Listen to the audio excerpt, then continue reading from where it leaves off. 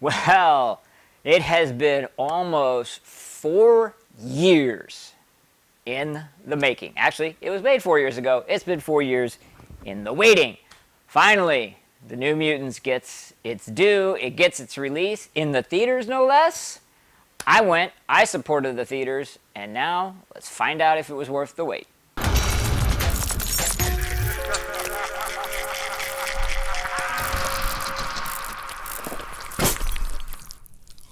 Alright, gotta let everybody know it's going to be a spoiler-filled review, so if you haven't seen it yet, go check it out. Yeah.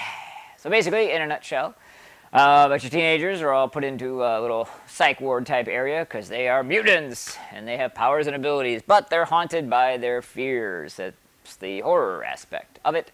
Then,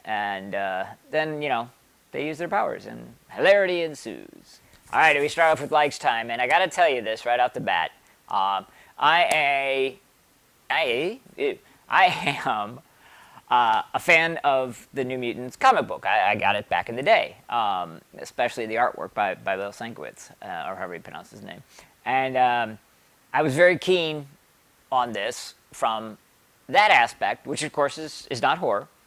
And of course the fact that, Josh Boone, the director, said this is going to be a horror film. In fact, in the trailer, they even gave that nice little homage to the Nightmare on Elm Street films with the faces coming through the thing. Anyways, so for the comic book aspect of it, not the horror, but for the comic book aspect of it, it was ridiculous. Ridiculous. They did not use their code names from the New Mutants comic books. Instead, they just referred to them once or twice, Cannonball's flunning around, and they say, "Oh, it's like he's a cannonball." And then Magic, which was Anya Taylor-Joy, they're like, "Oh, that beast is Magic," and she's like, "No, I am." It's a nice little nod.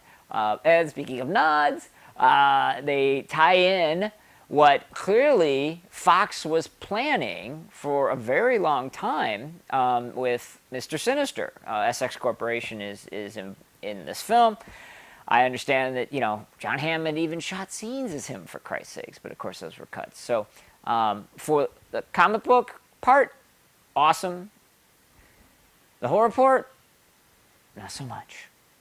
All right, it's dislikes time, and I gotta tell you, this was kind of, I actually saw it with my film festival director, Jason Hignine. He had a great explanation. It was like, Twilight for horror. It was like, it was definitely for girls.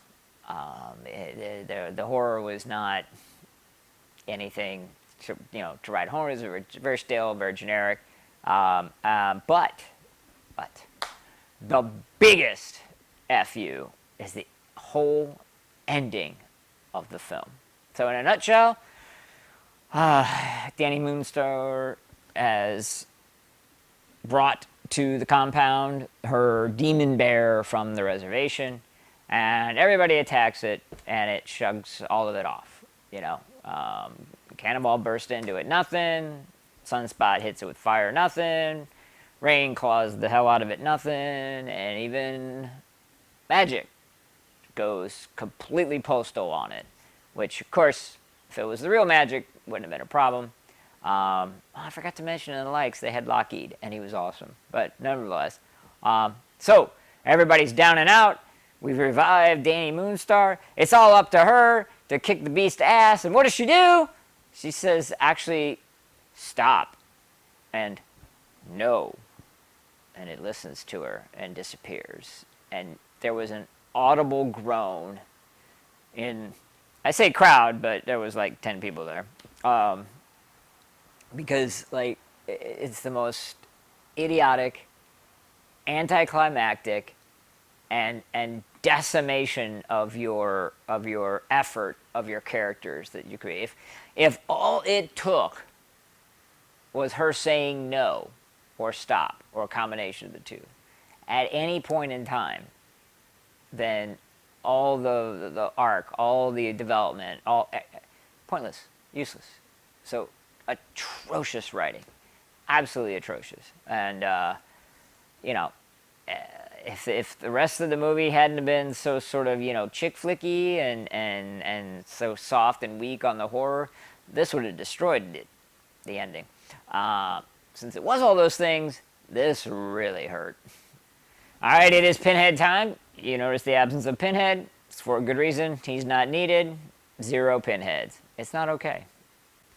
All right, so what did you guys think? Funny feeling there's going to be some opinions on this one. So, can't believe we waited almost 4 years for this. I wonder if it would have been different if it had come out at that time, But, we'll never know. But, hey, speak up anyway.